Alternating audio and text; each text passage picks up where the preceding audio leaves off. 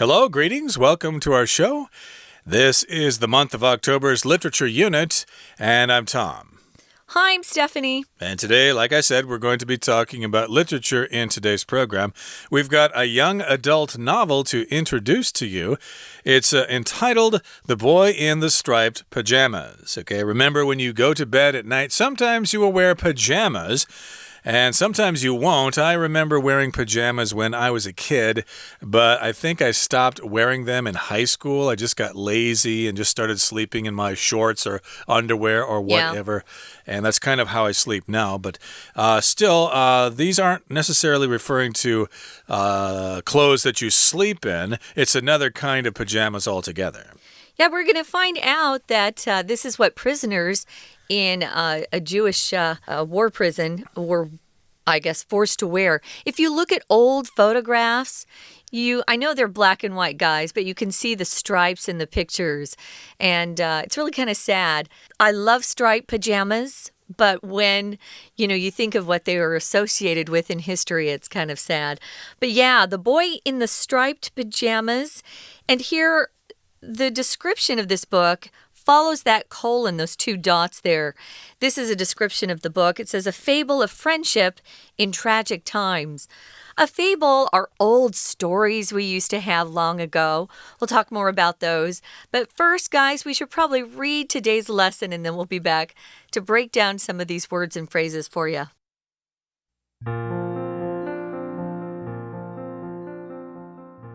Bruno is a 9-year-old boy residing in Berlin, Germany in 1943. One day he comes home to find out his father, a high-ranking soldier, has been promoted to commandant. Bruno and his parents, his 12-year-old sister Gretel, and their servants leave the busy city and move to a new house far away in a miserable, isolated place. Bruno innocently pronounces the place's name as Out With. They're at Auschwitz, a horrifying Nazi death camp. Through a massive fence, Bruno sees thousands of extraordinarily thin people in what he calls striped pajamas, which are actually prison uniforms. The innocent Bruno doesn't understand who the people are or why they're there, but is warned by his family to stay close to the house. He misses his life in Berlin and despises Auschwitz. Bored and lonely, Bruno spends his free time exploring the grounds. He walks along the fence for hours and sees a boy sitting on the other side in an area where the fence isn't carefully guarded. Like all the prisoners, the boy is extremely gaunt, has a shaved head, and wears a dirty striped uniform and cap. He also wears an armband with a Star of David symbol, identifying him as a Jewish prisoner, although Bruno is too sheltered and naive to realize that. The boy's name is Shmuel. He tells Bruno that soldiers forced his family to move from their home in Krakow, Poland to Auschwitz. Bruno is grateful to have a friend. Bruno sneaks the starving Shmuel food when he visits him almost every day. However, he struggles to comprehend the harsh and brutal terrors of starvation, violence, and death happening on Shmuel's side of the fence.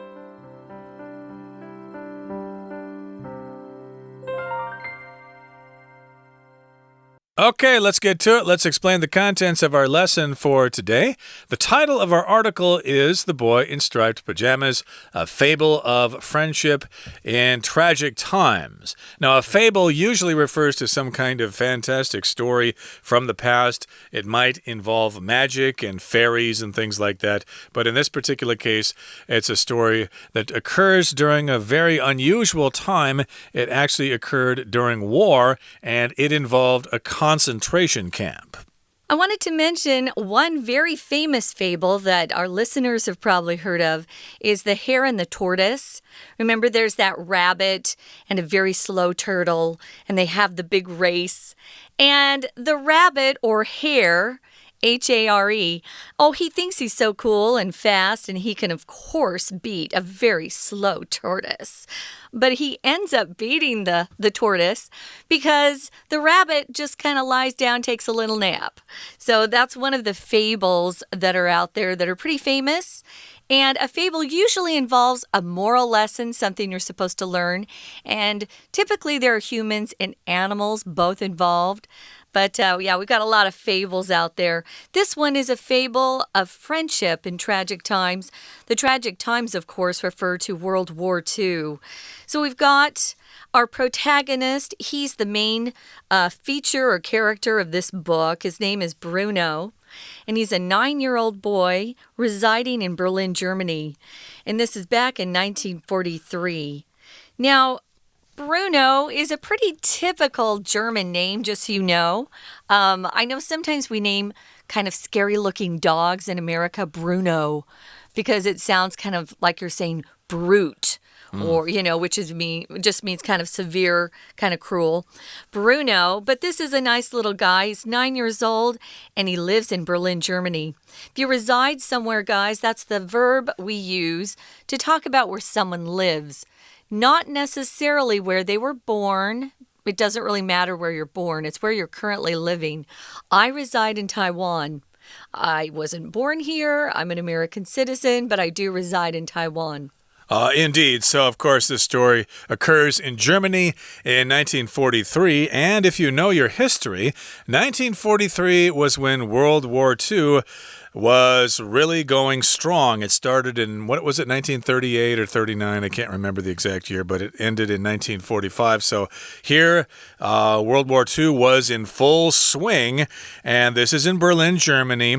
And one day, Bruno, he comes home to find out his father, a high-ranking soldier, has been promoted to commandant. Okay, that's probably a ranking in the German army. Whenever you see this word commandant, it generally almost always refers to someone in the German army, but I guess it could also refer to someone in the Italian or Spanish armies as well, or other armies in Europe. We don't use this word in the American army, but in any case, it's basically someone who is in charge of a large part of an army. So Bruno has his parents and also a 12-year-old sister whose name is Gretel. Remember Hansel and Gretel? That's a popular fairy tale. And in that, you find out that Gretel is a female name. It's a name for a woman or girl. We don't use that word in English, or at least in America, as a name, Gretel. But it's sort of cute, and everyone knows the story of Hansel and Gretel. Growing up, that was a popular story. Well, he's got his parents, his sister, who is older than he is, and their servants.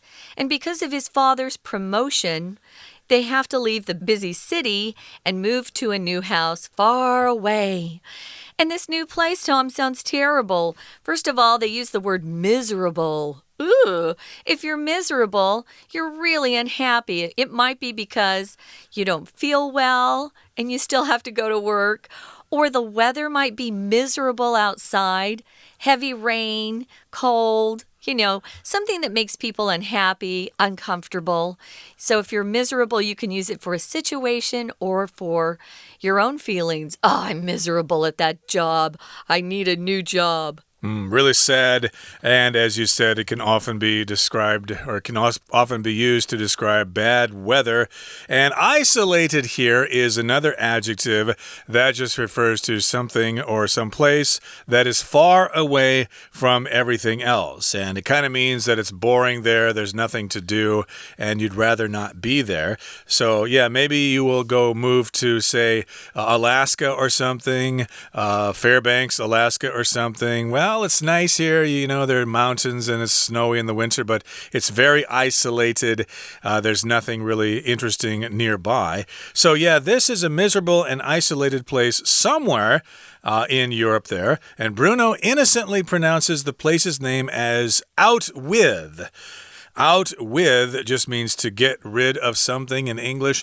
Out with the old and in with the new. Okay, get rid of the old things and bring in new things. And this is how this person mispronounces the name of this place, out with. But of course, as we know, the correct pronunciation is Auschwitz, which I believe is in Poland, right? Right. So we know Auschwitz today as being an old Nazi prison camp for Jews, where they kept a lot of Jews there to work, and they also killed them. But yeah, it actually is the name of a city right there. It's a horrible place, but if you get the chance to go, you should go and learn more about history. It was pretty horrible in that place. Now, here we say that Bruno innocently pronounces the place's name as out with.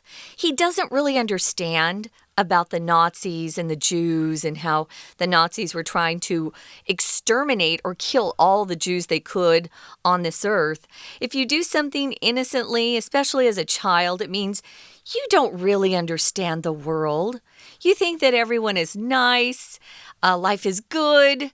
As a child, you should be able just to play and enjoy yourself and have people love you. Unfortunately, though, as you get older, you realize there's a lot of evil out there in the world.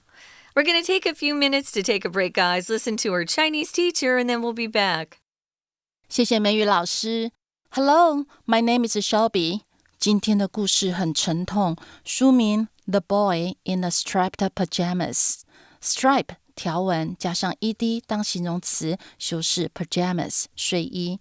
介系词 in 加衣物、颜色是平等，表示穿着什么。第一句，9岁的 Bruno 住在柏林。Residing 是省略关系代名词 who， 将动词 resides 居住改成分词形态，修饰 a boy。Reside 的同义字有 live、dwell、dwell 或者是 inhabit、inhabit， 都后面加上介系词，再加地方，表示住在哪里。第二句，有一天他发现他父亲被 promoted to commandant。Commandant 是指要塞的司令官，或者是军事学校的校长。工作上被拔擢，用 be promoted to 加职位。职位前面呢，不要加 a 或者是 the 等，因为是指职务，而不是指特定的某个人。Bruno 和他的家人搬到一个令人难受且偏僻的地方。我们到第4句 ，Bruno 天真的叫这地方 out with， 称呼 A 为 B 有几个常用的惯语。在这句中 ，pronounce A as B，pronounce 发音宣称，还可以用更简单的生字，例如 call 或者 name，call A B 或者 name A B。例如说 call her Jenny the Brave， 把她叫做勇敢的 Jenny。他们在 Auschwitz， 一个可怕的集中营。We're going to take a quick break. Stay tuned. We'll be right back.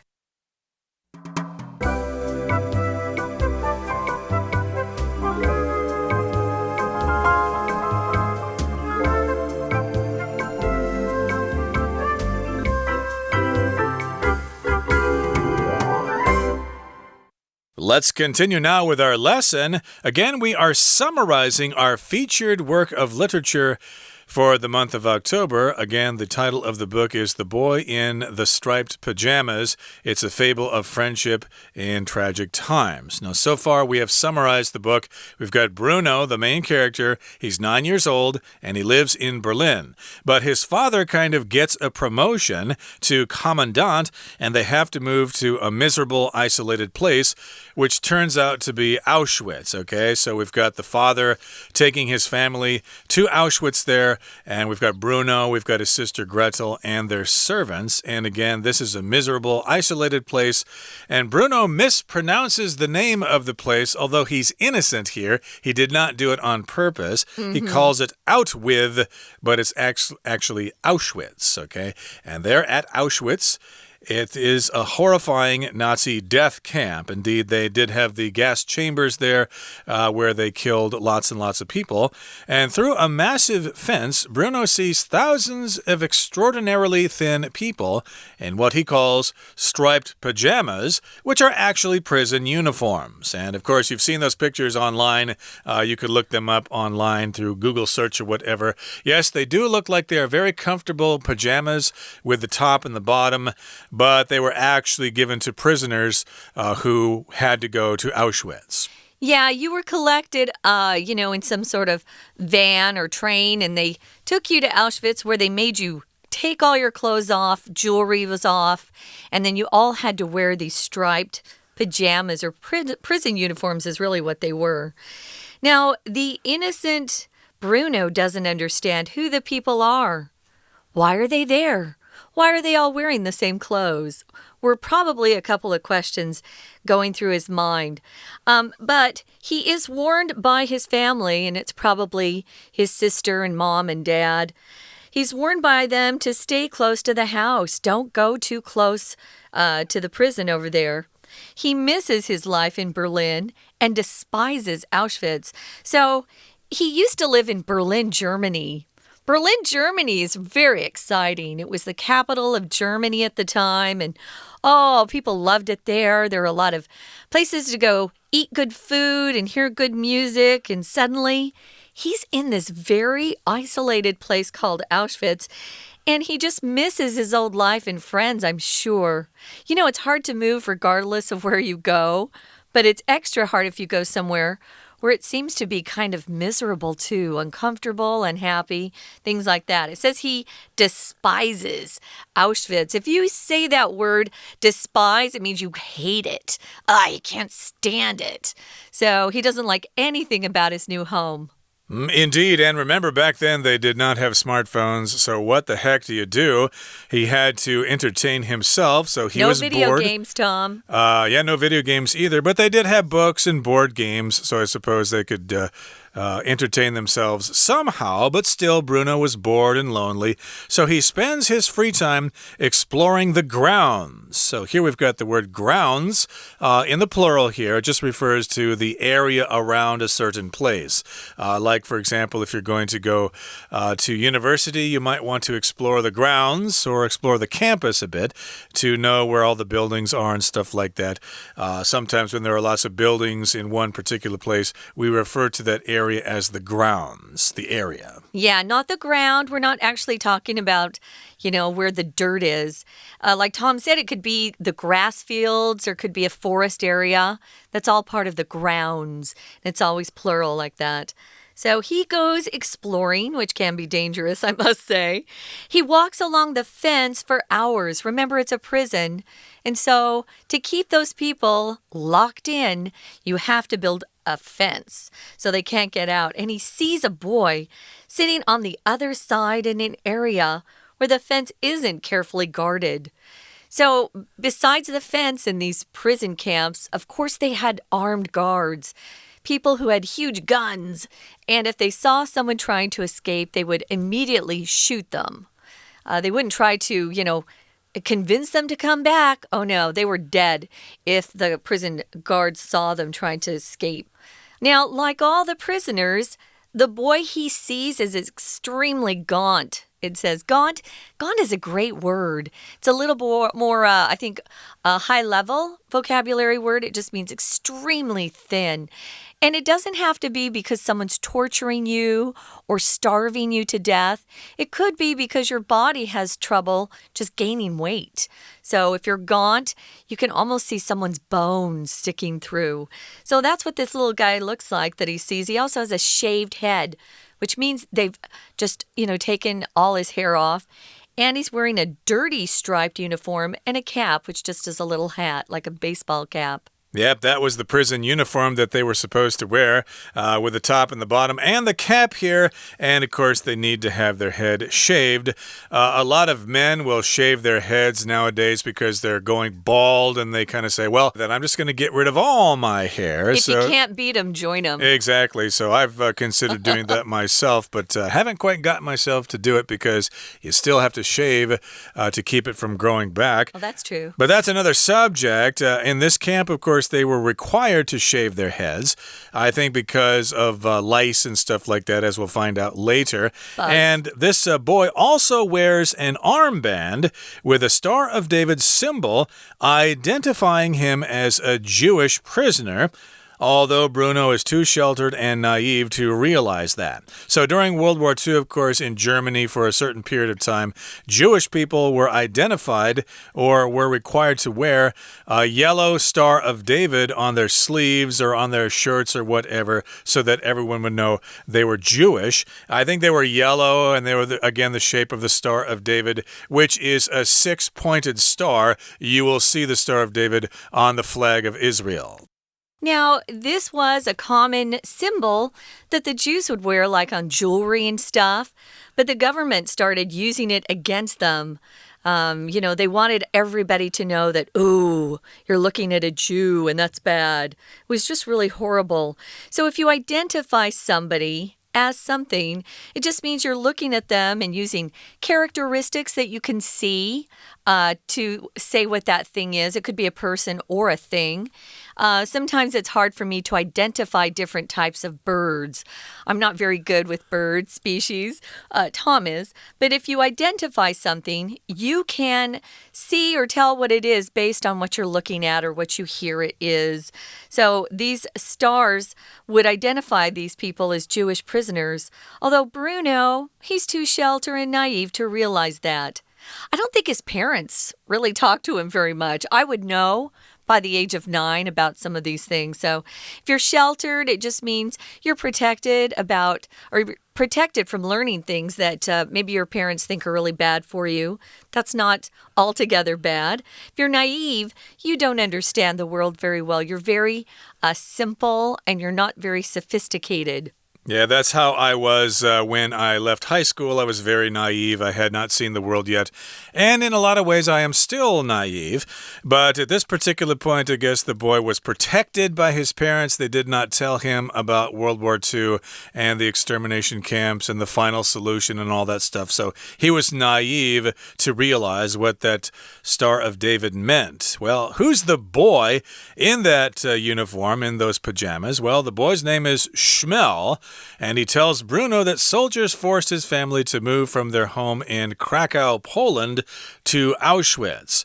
Okay, Polish is a funny language, and I believe I looked this up, the pronunciation of the city in Poland, and it's nothing like Westerners pronounce this word. And I'm not even going to bother telling you what the pronunciation is in Polish because I probably can't do it correctly. So for all intents and purposes, we're just going to say Krakow. That's how most people pronounce the name of this city in Poland. So Bruno's grateful to have a friend. Remember, he's moved to a new place. So Bruno sneaks the starving Shmuel food when he visits him almost every day. I would do the same thing. So if you sneak and do something, just you're moving very quietly and secretively. Maybe you went out and you got back home too late, so you sneak back into the house so your parents don't hear when you come in. He sneaks the starving friend, Shmuel, food. So it says here, however, he struggles to comprehend or understand the harsh and brutal terrors of starvation, violence, and death that are happening on the other side of the fence. If something harsh will often describe maybe a person who is being rough to somebody else or cruel or severe as being harsh. Weather can be harsh if it's bad. And brutal is very violent. So if someone's brutal, they're hurting somebody else. It could be physically or mentally or emotionally. They're making somebody feel awful and they're not even trying to hide the fact that they're doing it. So he doesn't really understand what's going on in this prison. We're going to talk more about what's happening, but that will be in day 2 when we continue the plot of this particular book. Right now, let's listen one more time to our Chinese teacher. 第6句，透过巨大的围篱 Bruno 看到数千个很瘦的人 In what he calls strapped pajamas In 表示穿着 What he calls 相当于 so called 所谓的，它只是插入句做语气上的转折，穿着他所谓的条纹睡衣。天真的 Bruno 不知道那些人是谁。最后一句，他怀念柏林生活，厌恶 Auschwitz。Despise somebody 或者 something 表示厌恶某人或某事，也可以用 hate 或者 loathe L-O-A-T-H-E 再加 somebody or something。不过这些字眼都非常的强烈，我们并不建议常用。第2段的第1句 Bored and lonely 无聊以及孤单， Bruno 花时间在探索房子的周遭。形容词放在句首，这是简化副词子句，原来呢是 because Bruno feels lonely and bored 而形成的分词构句，直接表达情境，修饰后面整个句子。第2句，他沿着围墙走，看见一个男孩坐在另外一边 Where the fence isn't carefully guarded 那里的围篱没有被仔细的看守着。他走好久，暗示这集中营很大，才会有被疏于看守的地方。Where 关系副词相当于 in which 在这地方，后面的 guarded 被看守，到处都有人在监视，透露一种沉重严密的氛围。就像所有的囚犯一样，这个男孩非常的消瘦，他还带着有大卫之心的臂章。我们到第4句逗点之后 Identifying him as a Jewish prisoner 以辨认他是囚犯。 Identify A as B 确认 A 为 B， 这里省略关系代名词 which 指前面的臂章， Identify 加 ing 变成分词构句。可是 Bruno 太被 sheltered and naive 无法了解犹太囚犯这种事情。 Sheltered 这里当 PP 表示被保护的， naive 是天真无邪的。这个男孩和家人被迫搬来这里， Bruno 都会偷带食物给饥饿的他。跳到最后一句 However, he struggles to comprehend the harsh and brutal terrors 然而他很难理解那些恐怖、暴力和死亡发生在围墙的另一侧。 Struggle 挣扎，后面加 to v 暗示很难，但是努力去做后面这件事情。 Comprehend 理解， harsh 严酷的， brutal 残忍的， terrors of starvation 饥饿的恐怖。故事到这里已经说明 Bruno 太小，虽然代表着单纯，但同时也透露着天真无知。剩下的故事我们明天再说，谢谢收听。That's all for today. We have summarized half of our featured young adult novel for the month of October, entitled The Boy in the Striped Pajamas. Please join us next time when we continue to summarize this novel. From all of us here at English Digest, I'm Tom. I'm Stephanie. Goodbye. Bye.